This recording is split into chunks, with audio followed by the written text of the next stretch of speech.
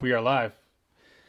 Sorry about that, folks. Had a little bit of trouble getting online in a second there. I think a lot of people are trying to do this at the same time, especially at the top of the hour. So apologize. We got started a little bit late there.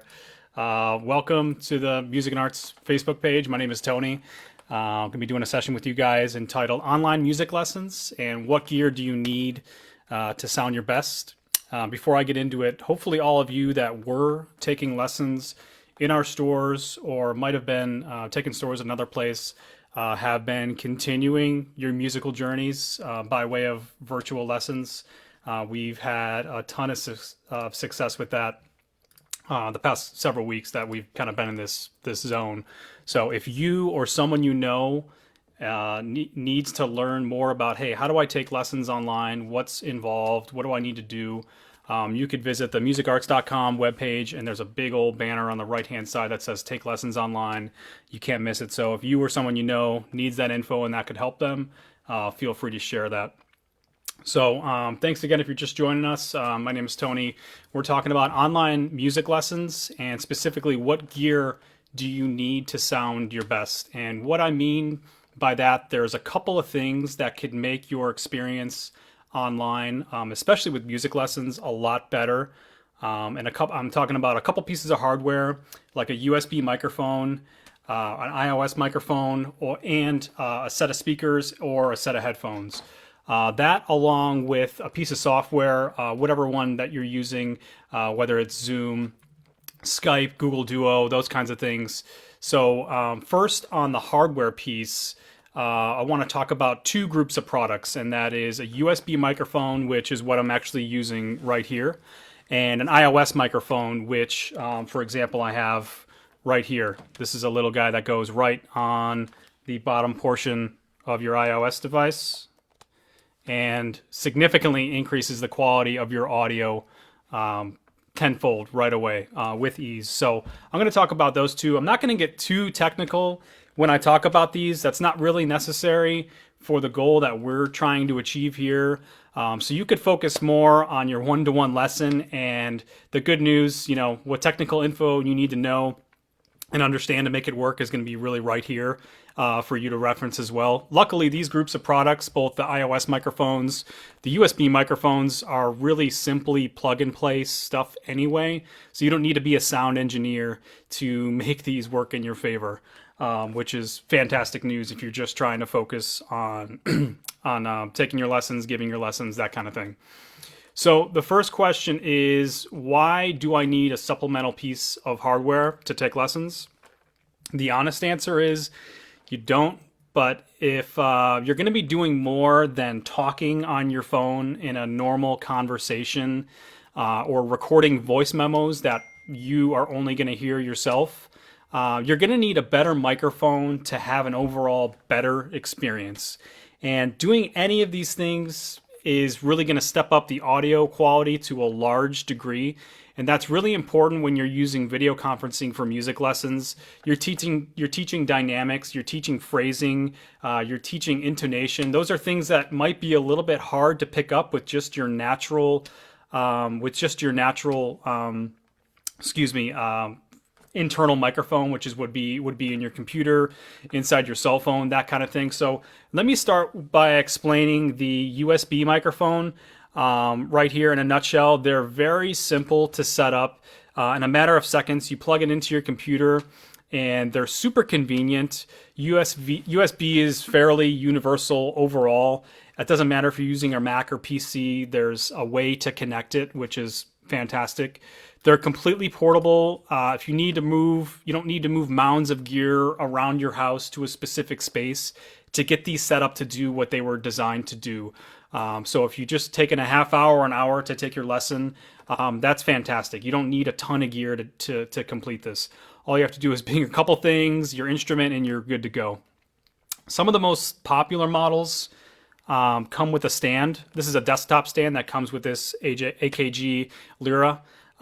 So this just sits on your desktop like this right here, if you could see that, and you can see your cameras in front of you right there. I'm just using this externally because I just want to prop it up to make sure everyone can see it really well. So a lot of them come with that. I have it plugged in. I have it screwed on to a standard microphone stand, so that actually works well for me too. If you want to get it nice and close, or if you need to back up to play an instrument, because you're not going to be able to play a lot of instruments this close to it. You're going to need to back up, adjust the gain settings, and that kind of thing. So you don't need an additional power source. These are bus powered, which means the device that you plug it into via USB is going to power that unit. Same thing with a lot of iOS microphones as well. There's no external power supply that you need to remember or drag around with that, which is fantastic. The sound quality is much improved from your standard cell phone, your standard internal microphone on your computer, tenfold. And there's actually a lot of great options in this USB world under $150. So it's not something that's going to cost an arm and a leg, or nearly the cost of your instrument to really get on a good foothold here. So that's really the USB mic in a nutshell. They're fantastic. If you go to musicarts.com and type in USB microphones, you'll get a slew of options that are available there to fit your best need, but can't recommend them enough. And the second one we talked about is iOS microphones. And honestly, there's a lot of the same benefits to these as using a USB mic. Perhaps one edge that this has over a USB microphone is its portability. You don't need to bring a stand, but you still kind of need a way to mount your phone and get it to a degree where you're facing in the right direction. So there's still a couple things you need to keep in mind, but honestly, it's a lot of the same great features and benefits as it's easy to use. It's plug and play. You don't really have to, there's a few settings. It doesn't take a degree in audio engineering to figure out how to use it. So it's really, really fantastic. There's a lot of great options for this category under $100. So again, if you type iOS microphones into the website, you'll get a slew of options there that'll fit the bill for you. But overall, I cannot recommend iOS or USB microphones better. And not just for music, but if you're having conference calls with people, or you're calling your family up and you have stuff in the background, this is going to pick up the sound quality a lot better. So I would say downsides, I can't really think of any for the USB. Obviously, it's not going to be a professional sounding quality audio, but it's going to be darn near a lot better than your standard internal mics, as I've been saying. You not to sound negative, but you can't really say a lot of great things about internal microphones just because they're not meant to amplify. They're not meant to be used to the degree that we musicians, as we're transitioning to this online space for lessons almost exclusively, the internal microphone's just not going to cut it, especially depending on the instrument you're playing as well. So I would say the downside of the iOS microphone, if I had to pick one, would be the screen size overall. So if you're using your iOS device, your Android device, or even if you're using a tablet, it's a little bit bigger, but I like to have a lot of room on the screen to really see what the teacher is doing, view what the student is doing, depending on what shoes you're in, to do that. So you can't really do that all that well with kind of this little screen. You kind of got to dig into it a little bit more if I need to pay attention to something. So just keep that in mind. If a lot of folks, if they have laptops or desktop computers at home, that is most likely on a desk already. You don't really need to worry about squinting in to kind of see what the teacher's doing if he has to show you something with either fingering or fret styles on the guitar, whatever it might be. It's just a lot easier to do that. But that would be the only downside I can say about the the iOS option, just because you're not going to be able to see it as clearly. Let's see, anything else on that?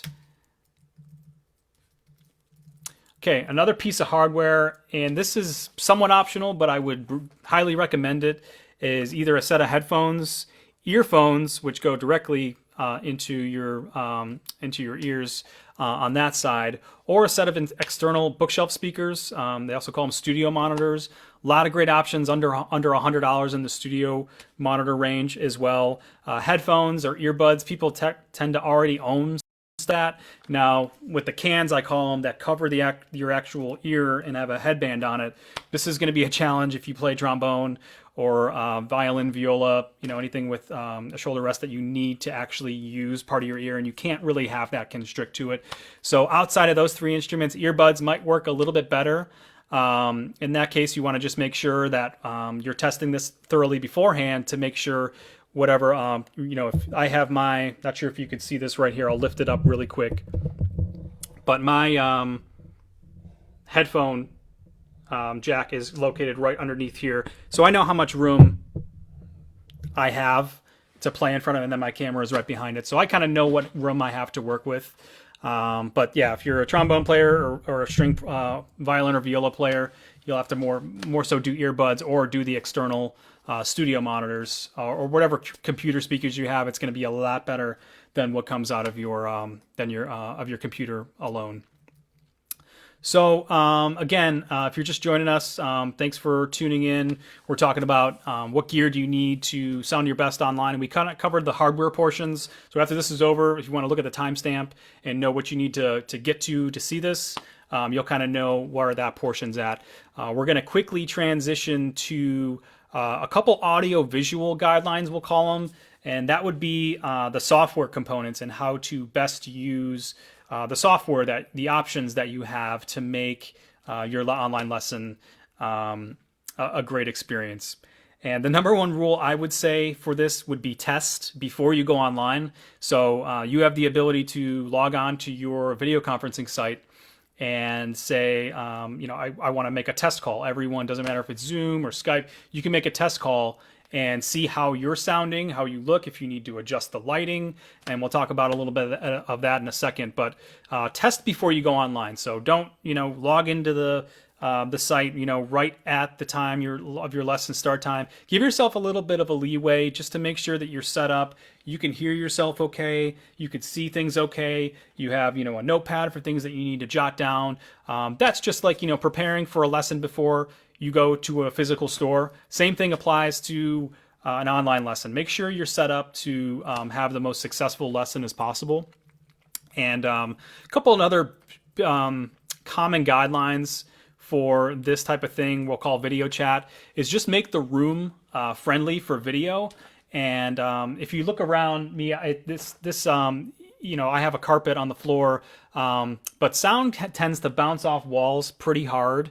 And if you don't have a lot of isolation stuff in the room, or even just things like bookcases, it could be plants or pictures, anything to absorb sound a little bit, it's going to be very echoey, and you might experience some audio issues. So if you can, try to pick a room that at least has a carpet on it and maybe a bookshelf, and that would probably eliminate a lot of the common audio problems that you have when you're going into a video chat. Next one we want to talk about is position lighting correctly in a room.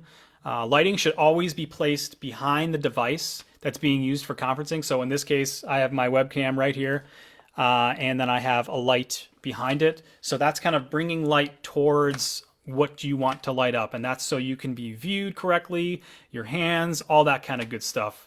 If both the teacher in the studio and the student are able to do this, the video clarity and really quality will improve drastically, and that's just as important almost as the audio. The audio is very important, but if you don't have all the video things tuned in as best as you can, that's only going to make things a little bit harder.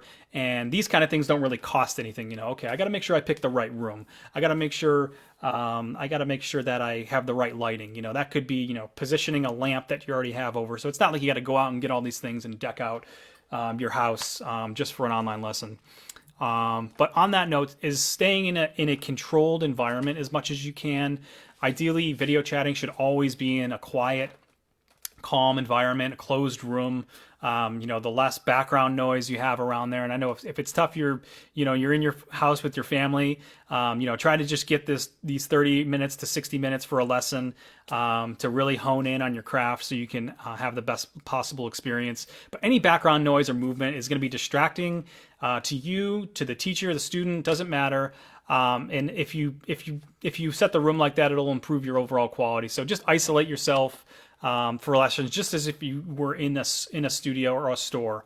Every studio has a door, so that kind of encapsulates your area. That's your area to focus, to hone in on what you're doing there, on what you're there for. This is an overlooked one. A lot of people don't think about, but free up your device's bandwidth. So your modem and your router can only kind of take so much.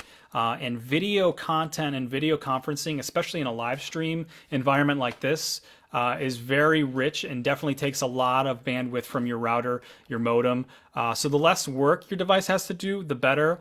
So again, if you can get your family to pitch in and say, hey, go to your turn off Wi-Fi for a little bit, use the cell towers for just a little bit, that's going to help the video quality perhaps a lot. And the main function of your device to be the video chat, that's going to help out a lot. So because it uses both audio and video, it could lag. So as much as you have that dedicated to what you're doing, you'll have the best possible audio and video quality, which is going to make things a lot better. One helpful thing, if you run into issues during your lesson, depending on how you're listening. So if you're using external speakers, your device, your USB microphone, or your iOS microphone are going to pick up those noises. So you might want to mute your microphone when you're either being instructed or you're actually teaching an aspect of what you're talking about. For my AKG Lyra, there's a mute button right on the front right here. So if I press that, hopefully you didn't hear anything there. You're not going to hear anything I'm going to say there. And it's a really quick way for you to just hit mute and kind of assess what the next part of the lesson is. That's going to be a huge help as far as whether or not there's echo from how loud you might have your studio monitors or your speakers. So when one participant is no longer speaking or playing, they should mute their line. Long story short, if you're unable to do the speaker and microphone setup, I would shy away from using speakerphone. That amplifies sound to a high degree. So if you go from talking to speaking, it's going to be very distorted and it's going to cause a lot of disruption. So if you can at all, avoid speakerphone on that front. Also, you might want to look at using a wired Ethernet connection. I actually have a wireless connection. I'm a little bit too far from my modem, but if you have the ability to plant yourself in the same room that the modem and the router are in, and you can plug in directly, that's probably going to make your connection a little bit more consistent, for you to have minimal disruptions as possible. So I would say try to do that if at all possible. There's a couple other audio troubleshooting tips that we're going to actually post on the website. I won't go through all of them here, but they really address troubleshooting speaker issues or microphone issues, the video conferencing software, things like that, if you need to restart. And I would focus on just really getting the things that we talked about here. If you do a lot of those things with making sure that your hardware and your software are in line, or are in place and ready to go before your lesson, you go into that test call environment where you can see how you're doing. That's going to eliminate as much problems as humanly possible, and you're going to be able to focus in on the lessons, because any issues, any problems you have, that kind of eats into your lesson time. If you think about it, if that instructor has people to go on the half hour for the next several hours, if you have audio or video problems, then that's almost on you, that you're not going to get as much instruction, or you're not going to be able to give as much instruction if you're a teacher. So by all means, try to adjust those things way before in advance, if at all possible. Because again, as a student, you want to get as much out of the session as you can. You always want to learn as much as you can with each lesson. And as a teacher, you want the ability to convey your instruction clearly and articulately as possible. So no different if you were doing this in person. So I would say if you follow all of these guidelines, you will have a tremendous online music lesson experience.